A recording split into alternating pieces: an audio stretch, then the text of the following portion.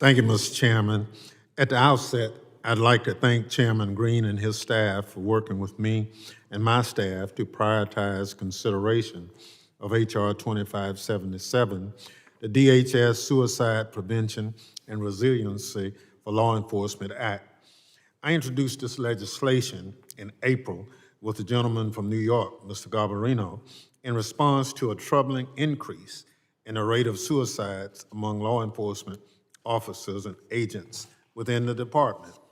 In 2022, U.S. Customs and Border Protection reported 15 suicides within its rank, the most since 2007. Within TSA, air marshals report significant mental exhaustion and stress, and between 2013 and 2019, 5 marshals took their lives.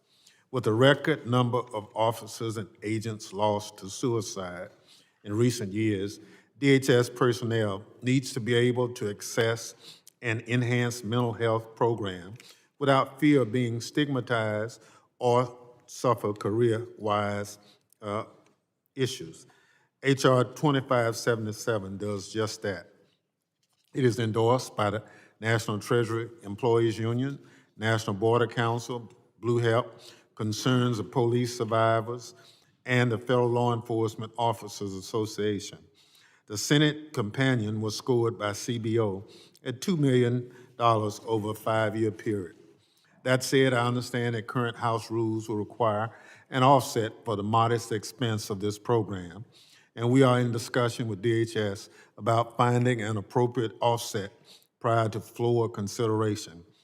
Before I yield back, I want to express my support for the 2 amendments that the gentleman from Texas, Mr. Gonzalez, filed to my bill. I encourage my colleagues to send a strong message of support to the law enforcement community and vote in favor of H.R. 2577.